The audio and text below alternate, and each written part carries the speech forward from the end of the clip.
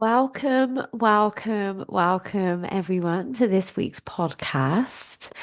And we're doing things beautifully imperfectly today. I don't have any, if you're watching me on YouTube, I don't have any mascara on. That's by design. I'm going to be having a hypnotherapy session in a minute. Usually I end up crying. Don't want the mascara all down my face. You can see clothes, they're clean, but they're screwed up on my sofa because I'm waiting for a teenager to move them. And I think you can just see the other teenager moving there. Here we go. So this is life happening around me. But I really wanted to record this podcast today because a couple of weeks ago I was at a party and I met this really gorgeous young lady. I don't actually know how old she was. We didn't get to the specifics of her age. And I won't name her because she didn't give me permission to do so. Um, but she was a custody sergeant and had for the police force and was working in quite a male dominated space. And very quickly, I could sense that she wasn't stepping into her authority or her experience in her job. And she was a beautiful, beautiful woman. And what tends to happen is people then perceive us as this pretty little thing. Ah, what a pretty little woman. Nice little girl. And they don't, people, especially when they're pissed or they're being arrested, right? They're not going to be in their necessarily highest state or their highest wisdom themselves.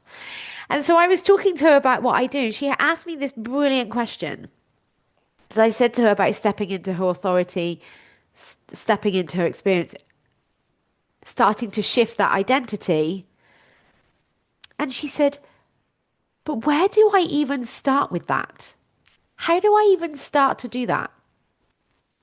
And at that point in our conversation, it was at a wedding, the couple had their first dance, so we got interrupted. And so I said to her, I'm going to do a podcast. I'm going to answer that question. Where do you start? If you have had an experience where people perceive you in one way. So I don't mean less than because and I don't think this is all men that do that at all. Like that's not, this isn't going to be a slagging off men situation at all because I don't do that. I don't agree with it at all. But when people meet you, they instantly will form an opinion, right or wrong. They form an opinion. We all do it. It's what humans do. We cannot choose how someone perceives us initially. We have no choice. That is not within our control. It's not our business to try and manipulate people's thinking about us. How people perceive you is none of your business. When you start to hold yourself in an authority and having experience in your job, the way that you hold yourself and the energy that you stand in will influence then the people that you're dealing with. But it starts with you.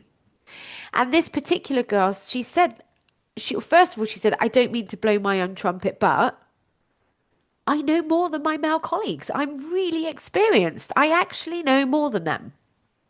And I was like, first of all, don't ever apologize for your wisdom, ever, and experience. And two, really start to step into it. So I said I would record this podcast for her, but it helps all of us in any situation, right? Especially in the workplace, especially if you are dealing with people that don't take you as seriously as you know you should be taken. So there's five, I've been thinking about it, and I really think there are 5 steps. And these steps are really simple. They're not always easy. And it actually can take quite a lot of courage in order to start looking at yourself. Because that's what we need to do here. We need to start looking at you, your identity, how you talk about yourself, how you feel about yourself, how you hold yourself. So then when someone makes a snarky comment or when someone doesn't really listen to you, you you are holding yourself at a higher state. And so the first thing I think everybody needs to do is just get themselves a coach. Doesn't have to be me, but coaching really allows you to sit with someone, hopefully that you trust, and that person who's going to very lovingly call out your belief systems. Basically, call out your bullshit. Because our brain likes to tell us lies. And if we haven't started to look inward, we won't know about the lies that we're telling ourselves. You'll think the way that you describe yourself is fact, and it won't be. It won't be. So, the first thing I always think everyone should get a coach. But if you're not in a position yet to invest in a coach, the second step is a willingness to look at your thoughts, your current belief system. So, thoughts, we have sentences in our heads, the way that we describe situations. When we repeat those sentences over and over again, it becomes a belief. And our belief then feels true to us and is how we run our lives. So we really need to start looking at our belief system. Now, if you're not able to actually talk through this with somebody, the best way that I know to do this is to write stuff down. So get a pen, get a piece of paper, and start to look at answering the questions.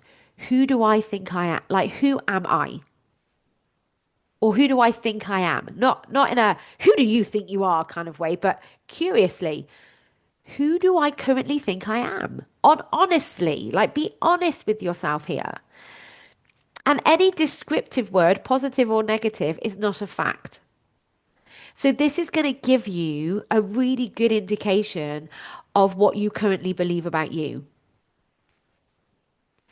And if you're not shifting that terminology and you're not practicing owning your experience, and instead of whatever it is that you've wrote down, and it might be something like, I'm a silly little girl, I'm not clever enough, I'm too young, um, men don't listen to me, no one takes me seriously.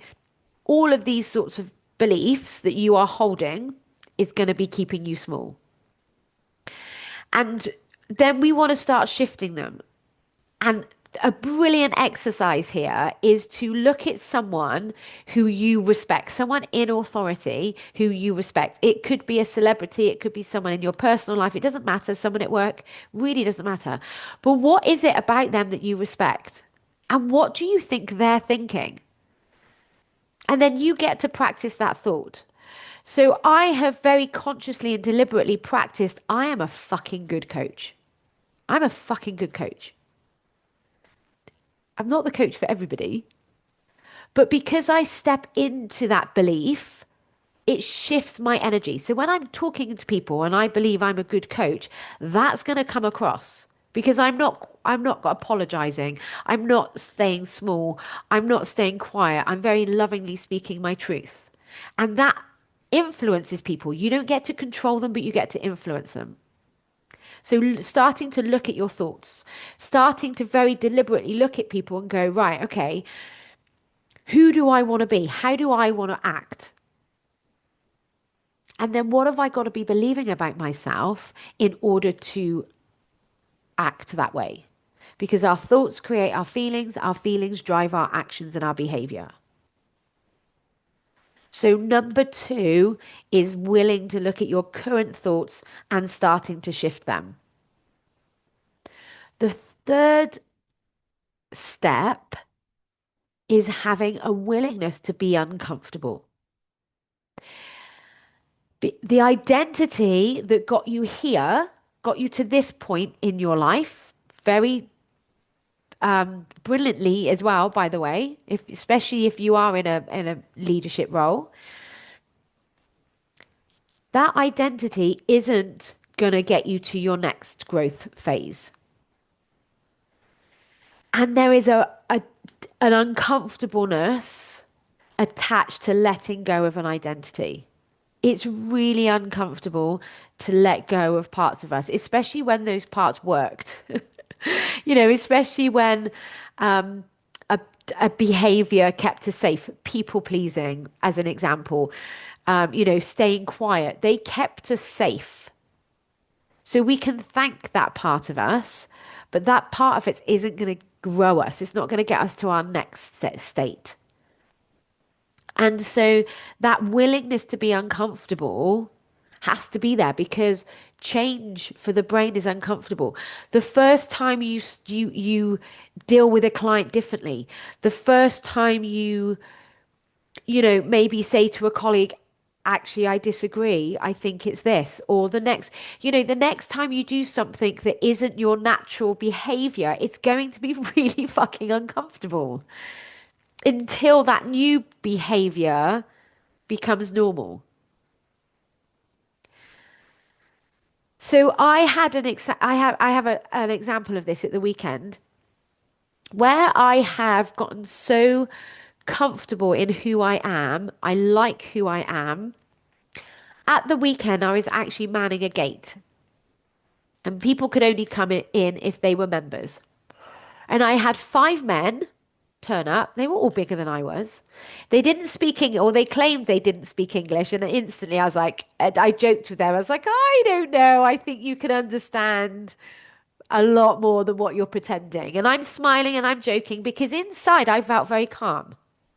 I wasn't angry. I wasn't frustrated. I wasn't engaging in any sort of fear. I was very calm because I've got myself. And so I said to them, I said, you can come in and look, but if you want to stay, you have to pay. And so they came in and then they looked and then they came over to me and the five of them were like, why do we have to pay? Why should we have to pay? Why this, why that? And I was like, look, this is a membership space. If you want to stay, you're going to pay. And they were like, no, we just look. I said, okay, great. You've looked. You've done that now. It's time to leave if you're not going to pay. And because I was so solid in my belief, I wasn't frustrated. I wasn't trying to prove myself. I wasn't being bolshy or like I wasn't trying to enforce my authority on them. I was just very calmly, very lovingly, no, no. You can look, you've looked, you now leave. Now, I know that if they had chose to stay, there was fuck all I could do about it. I would have had to have let that go. But the point is, when you've got yourself, when you act from a calmness, it has such a powerful influence on people because so many of us we get like in a proving energy and we get defiant and we get like I'm experienced, I know best, you should listen to me, and that energy pisses people off. You will have experienced this. And so then you both come up, you try and sort of battle each other, and it's totally ineffective. Totally ineffective. Whereas when you're just very calm and you're very grounded and you're like, no, this is what's going to happen. Or you say to someone, can you please listen to me? I am very experienced in my role. Whether they believe you or not, that's none of your business. If you step into that belief, you will have an influence. There will still be people out there that are complete and utter dicks, complete and utter bitches, and they're never going to listen to anybody. That's on them. That says so much more about them than it ever does about you. But when you step into your authority and you're calm and you've got yourself, that only has an influence on people. You can't argue with that energy. People don't articulate it. They may not understand it, but they sense it on some level because we are energetic creatures. So that's the third, but it takes a willingness to be uncomfortable. Like the only reason I can stand there and say to these five men who are bigger than me, no, now you have to leave with a smile on my face, was because I've practiced being really fucking uncomfortable and I'm okay with it. It's not a problem. I don't add drama. And the fourth is to celebrate the small wins. You are constantly learning. When you're shifting an identity, you're going to do things the old way. You're going to drop back. You're going to be, the people pleaser or the good girl or the whatever it is that you think you are. But every time you step toward your future self, your the new identity, stepping into that bold, grounded wisdom that you experience, that you actually know you have, the knowledge that's in your head that you know you can access. Celebrate even the tiniest, tiny little moment you do that. That was a shift. That was a change in behavior. I did that slightly differently this time. Celebrate it because no other fucker's going to celebrate you for it. Because especially in England, that's just generally not what our society does. We're like, oh no, don't, um, oh, what's the phrase is totally just gone from my head. No, don't get too big for your boots. Don't be bragging. Bollocks. Celebrate it. Celebrate it. And then the fifth step is to repeat it. Repeat that. Looking at your thoughts, being willing to be uncomfortable, celebrating the small wins. Repeat. Look at your thoughts, be willing to be uncomfortable, celebrate your wins. Repeat. Look at your thoughts, be willing to be uncomfortable, celebrate your wins. Repeat. So, step one is get a coach. Of course, I'm going to say that. It changed my life. It would change yours if you're willing to find the investment for it.